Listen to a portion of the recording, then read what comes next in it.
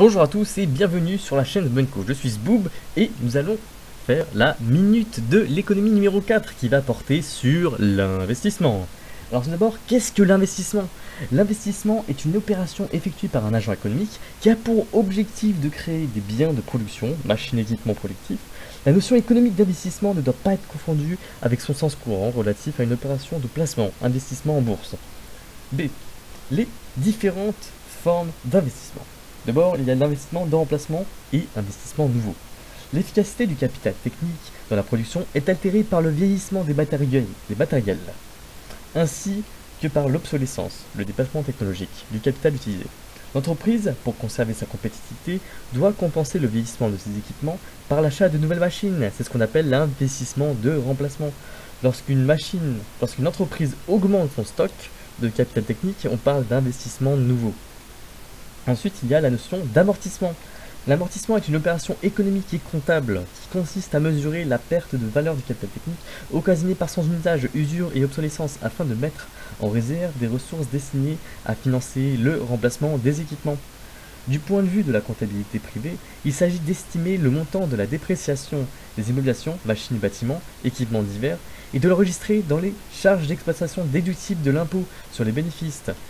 Les sommes conservées au titre de l'amortissement permettent de financer le remplacement des biens et d'équipements.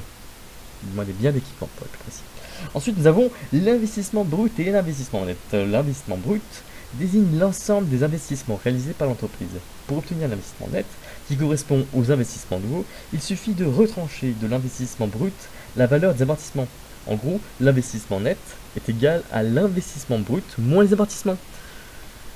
Ensuite, un nouvel investissement, il y a l'information brute de capital fixe, la FBCF. L'INSEE utilise la notion de FBCF pour mesurer l'effort d'investissement de l'économie nationale. La FBCF est une notion globale qui comprend l'investissement productif des entreprises, capital technique, l'investissement des administrations publiques, infrastructures routières, écoles, équipements sportifs, ainsi que l'investissement des ménages, achat de logements.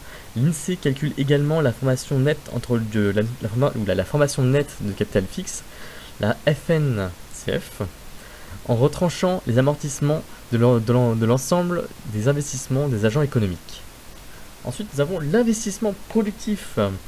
L'investissement productif caractérise le seul investissement des entreprises, c'est-à-dire ceux qui permettent de créer d'autres biens, contrairement aux dépenses d'infrastructures ou aux achats de logements retenus par le FBCF. Ensuite, nous avons l'investissement de capacité. L'investissement de capacité a pour objectif d'accroître les capacités de production des entreprises y ont recours lorsque la demande est très forte, comme ce fut le cas pendant la période des 30 Glorieuses, entre 1945 et 1975. Il est souvent créateur d'emplois. Ensuite, nous avons l'investissement de rationalisation. L'investissement de rationalisation ou de productivité repose sur la volonté des chefs d'entreprise de réduire les coûts de production en conservant le même niveau de production. L'investissement de rationalisation peut être à l'origine d'un chômage de type technologique, remplacement de l'homme par la machine.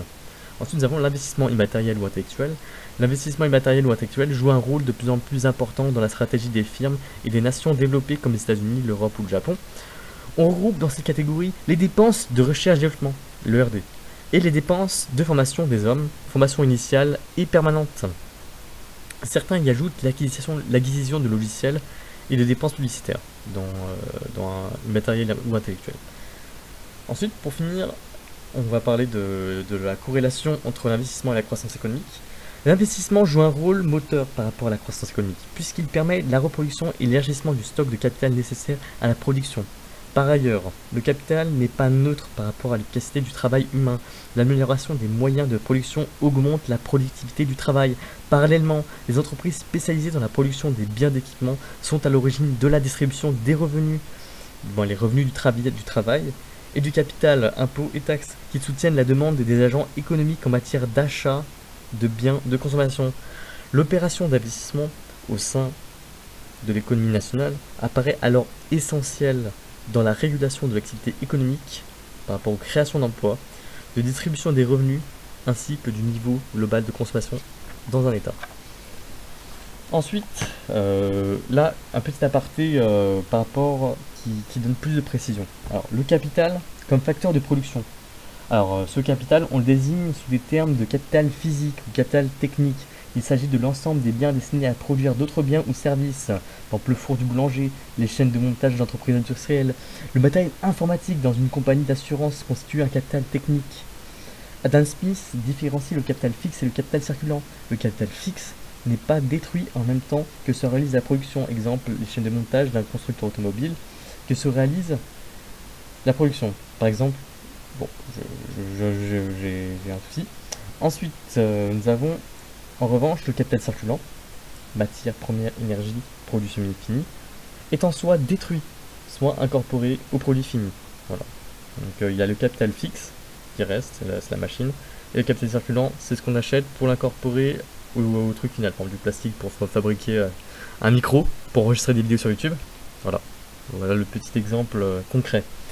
Ensuite, nous avons le capital financier.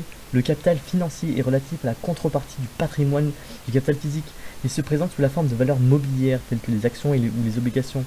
Il permet le financement des entreprises afin d'accompagner leur stratégie de croissance et de développement. En outre, les détenteurs du capital financier perçoivent des revenus sous forme de dividendes, d'intérêts ou de plus-value financière. Voilà, c'était tout. Et je vous dis à très bientôt sur la chaîne Sbenco.